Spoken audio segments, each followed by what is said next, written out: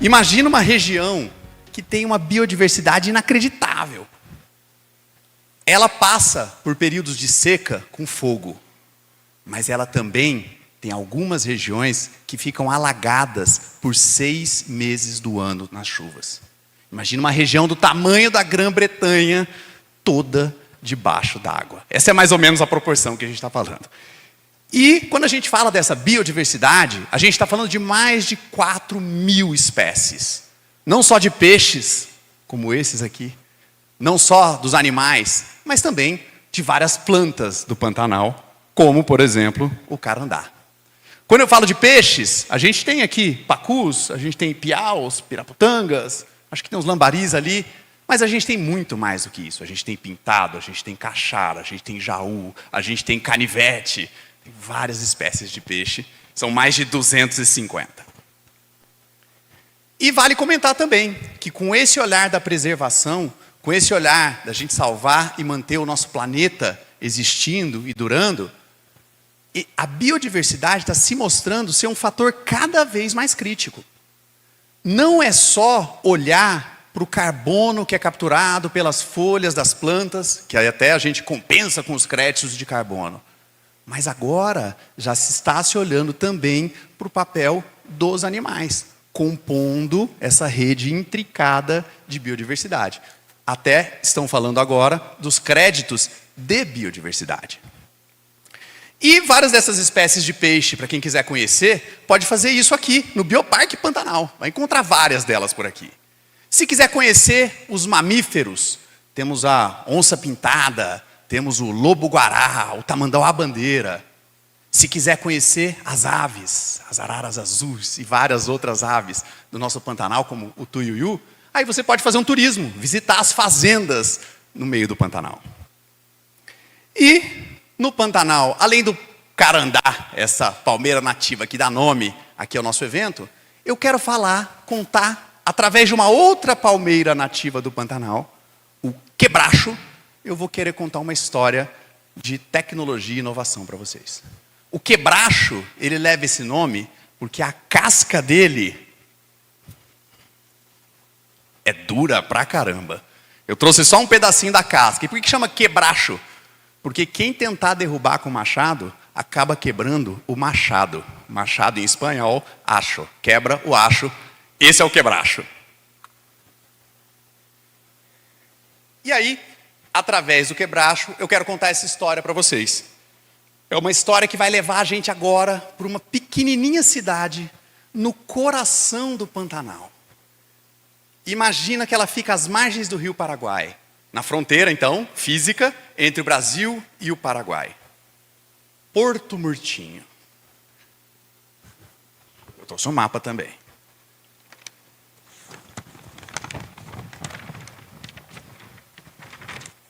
Para quem precisar se localizar no mapa, Porto Murtinho fica mais ou menos aqui. Bom, vamos viajar um pouquinho juntos. Porto Murtinho, gente, é uma cidade que eu posso dizer que ela é de altos e baixos. No último censo, por exemplo, ela tinha 12.000 habitantes. 10 anos antes disso, eram 15.000 habitantes. A cidade diminuiu de tamanho. Ela está lá no coração do Pantanal. Se você passeia, anda pelas ruas de Porto Murtinho, navega ali pelos rios, pelo próprio rio Paraguai, você vai ouvir 3 idiomas. Você vai ouvir português, você vai ouvir espanhol, você vai ouvir guarani.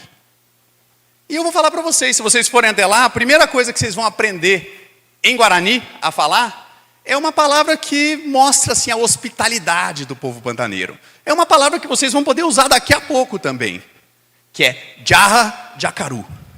A comida está servida. Se for de manhã, pode ser um quebra-torto, que é o arroz carreteiro. Se for à tarde, de repente é uma chipa, não é pão de queijo. Pode ser também, na hora do almoço, uma sopa paraguaia, que também não é sopa. Ou o meu predileto, com perdão aos amigos indianos, o churrasco de carne bovina.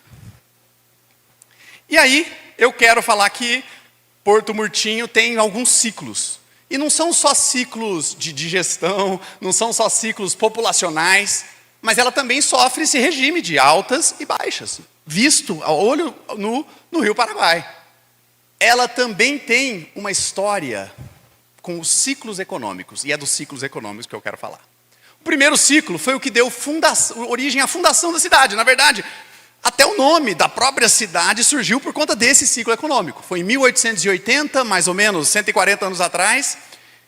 Ainda estávamos na época do Brasil como um império, e foi o ciclo da erva mate. Cara, acabei de perceber que eu falei das comidas do Pantanal e esqueci de falar da bebida típica do Pantanal. Que gafe, né?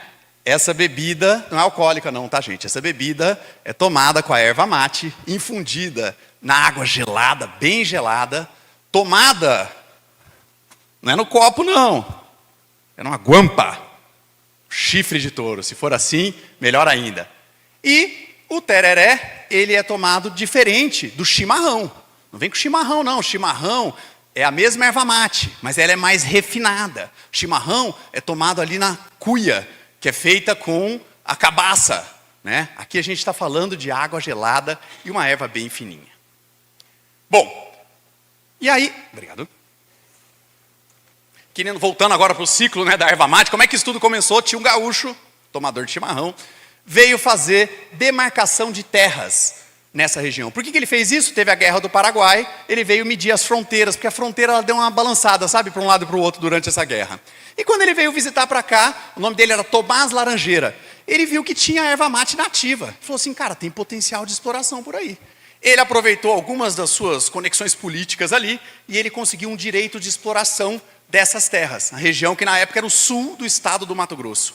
E aí ele criou uma companhia chamada Companhia Mate Laranjeira, seria aí o nosso equivalente da Companhia das Índias Ocidentais, e começou a exportar erva mate para o mundo inteiro, principalmente aqui para Argentina, Uruguai, para o próprio Rio Grande do Sul e dali para o resto do mundo através do Atlântico. Só que eles precisavam de um porto para escoar toda aquela produção da erva mate. Ela tinha que chegar no rio, chegar nos barcos, descer o Rio Paraguai, chegar até o Rio da Prata, ir para o Atlântico. Para isso eles construíram um porto. Chamaram um camarada influente, político matogrossense, chamado Joaquim Murtinho. E agora vocês já sabem por que o nome da cidade é Porto Murtinho. Antes era chamado de Fazenda Três Barras, porque era a barra do Rio Paraguai, a barra do Rio Apa, a barra do Nabilec, todo na cidade. Essa companhia Mate Laranjeira, para vocês terem uma ideia do tamanho, ela chegou a construir uma ferrovia de mais de 70 quilômetros. Essa ferrovia tinha que desviar das 7 quedas do rio Iguaçu, porque as corredeiras eram super difíceis de navegar, era mais fácil fazer pelo trem. E aí, tem uma informação importante para você guardar aqui. Essas 7 quedas do Iguaçu não existem mais, porque quando foi feita a represa para construir a hidrelétrica de Itaipu, a gente perde as 7 quedas. E esse trem foi também utilizado para fins de turismo. Para vocês terem uma ideia, em 1926, a viúva do Theodore Roosevelt, a Edith Roosevelt, pegou esse trem, andou. E o Theodore Roosevelt, um cara que a gente vai falar daqui a pouco, que conhece bastante essa nossa região por aqui. Esse trem, acho que dava uma ideia da velocidade com que as coisas aconteciam naquela época. Ele andava a 18 quilômetros por hora na descida. Mas vocês sabem que quando a gente fala de ciclo, né, gente, tem a parte boa. Mas de repente vem a parte ruim. E aí o que aconteceu é que eles descobriram que dava para plantar erva mate em outras localizações. Pequenos produtores, mais próximos dos mercados consumidores. E muito rápido veio o primeiro declínio de Porto Murtinho. Mas a história não acabou aí não. Vamos falar do próximo ciclo econômico de Porto Murtinho. Em 1930 começou o ciclo do tanino. Tanino, eu não ouvi essa palavra. Tanino vem de tan, do bronzeado, mas ela serve também para você curtir o couro. Você faz o tan do couro usando esse tanino. Tanino extraído da casca do quebracho, que eu já mostrei para vocês aqui. Então imagina que eles montaram uma estrutura inteira para derrubar o quebracho, difícil, perderam muitos machados, fervia, extraía o tanino. Esse tanino era exportado, mas agora para a Europa principalmente. Descia de barco e ia lá. Empresas como Hermès, Gucci, Salvatore Ferragamo, eu acho que eu estou sem produto desse para espalhar para vocês aqui. Todas elas usavam tanino de Porto Murtinho. Se alguém tomou vinho nos anos 40, nos anos 50, tomou lá um champanhe Moët Chandon, um vinho Rothschild de Bordeaux, pode saber que bebeu esse vinho com um antioxidante natural, tanino, de Porto Murtinho. Durante 3 décadas foi o principal exportador do planeta, é muito glamour. Mas aí, em 1960, a inovação bateu na porta. Dessa vez, uns cientistas europeus descobriram como é que fazia o tanino do laboratório. Quer dizer, não precisava mais perder machado nenhum, derrubar árvore nenhuma, fazer o processamento, não precisava trazer esse negócio lá do meio do coração da América do Sul, atravessar o Atlântico inteiro para chegar lá na Europa. Agora era tanino de laboratório. E aí lá se foi mais um ciclo econômico de Porto Murtinho. E eu que trabalho com essas tecnologias emergentes, negócios disruptivos, estou acostumado a ver que uma nova tecnologia, em geral, acaba com o ciclo anterior e gera um novo ciclo. E até hoje, se vocês navegarem pelo Rio Paraguai, a montante, subindo o rio a partir de Porto Murtinho, vocês ainda conseguem ver uma última chaminé, sozinha, desolada, que era da fábrica que processava o tanino. Então ela deixa assim aquele marco do tempo que já passou, né? Um marco sombrio dos tempos áureos e dourados que já passaram. E aí, gente, eu acho que a história podia acabar aqui, meu tempo estava acabando. E aí a gente podia ter aprendido que os ciclos econômicos, né, e esses altos e baixos podem acabar com uma cidade, podem elevar uma indústria e ao mesmo tempo derrubá-la, fazer isso com emprego, até preços de terreno podem ser influenciados. Mas de verdade, eu acho que está faltando algo. Está faltando um desfecho para essa história. Um grand finale. Talvez uma piece de résistance. Vamos lá. Quando eu olho aqui para o nosso planeta, cadê meu mapa? Alguém tem um mapa para mim? Vamos lá, vamos usar o mapa de novo. Quando eu olho para esse mundão gigante aqui, eu lembro de vários caminhos para o futuro que foram construídos ao longo do tempo. Lá na época do Império Romano, né, lá na Europa, a gente tinha a Via Ápia, mais de 2000 anos atrás. Aí passa mais um tempinho, Rota da Seda, né? Saía lá da China para trazer os produtos, as especiarias, a seda, até a Europa. Agora, nos últimos 10 anos, tem inclusive a nova Rota da Seda, né? Esses caras estão chegando aqui no Oriente Médio, estão indo lá para a Oceania, estão indo para todos os lados. Passa mais um tempo, no século XIX, aqui na Rússia, Transsiberiana Ferrovia. Na mesma época, nos Estados Unidos, a ferrovia transcontinental, atravessando os Estados Unidos de um canto para o outro.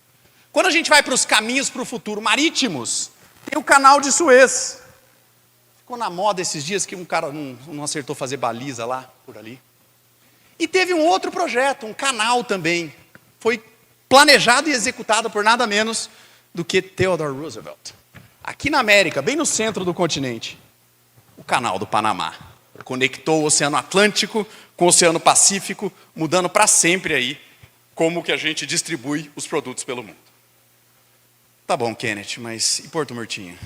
Pô, depois de todas essas rotas enormes, gigantes, importantes, a cidade fica até pequenininha, fica até acuadinha, né?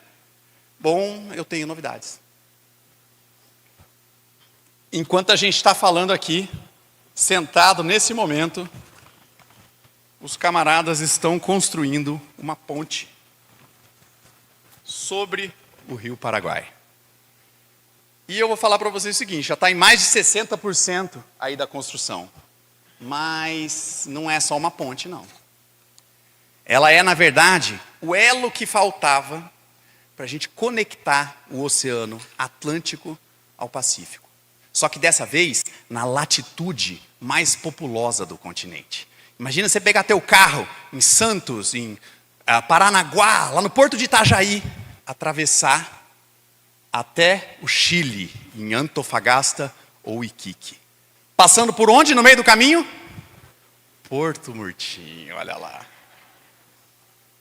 E aí, gente, essa rota vai reduzir em 11 dias, é quase 1/3 o tempo de viagem para levar produtos do Brasil até a China, mas além da China, todo o Sudeste Asiático, região mais populosa do planeta, Não vamos esquecer que do lado oeste do continente americano, nos Estados Unidos, tem a Califórnia, o estado mais rico deles. A gente vai conectar e subir e descer produtos direto para ali. Tem também todo o oeste da América do Sul. Então imagina como isso não muda as relações comerciais do Brasil com Equador, com o próprio Chile, com Argentina, com Colômbia, todos esses países que ocupam a nossa porção oeste.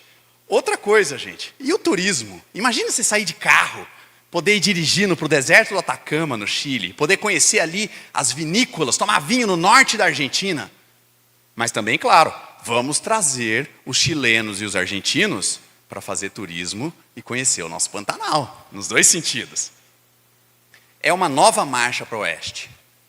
Mas, gente, essa marcha para o oeste, ela não é uma marcha de conquista, ela é de conexão, de integração, de possibilidade. E aí, sabe aquela palmeira, Carandá, que dá nome ao meu bairro, que dá nome a esse evento? Ela é resiliente. Ela resiste às secas, às cheias, ela se adapta e ela continua aí até hoje, prosperando. Porto Murtinho e o Pantanal também são assim. E eu acho que essa é a maior lição para a gente tirar dessa história. Porque no fim das contas, não interessa se é uma palmeira, se é uma cidade, ou se é cada um de nós. O segredo não é evitar os ciclos, é como é que a gente se adapta a eles. É sobre entender, como eu aprendi com os indianos, que cada fim pode ser um novo começo. Que cada inovação que encerra um ciclo, abre espaço para o ciclo que está chegando. E às vezes, tudo o que a gente precisa é de uma ponte. Uma ponte não é só uma estrutura de concreto e de aço por cima de um rio e tudo mais. Ela é um símbolo de conexão, de possibilidade e de esperança. Uma ponte é um caminho para o futuro.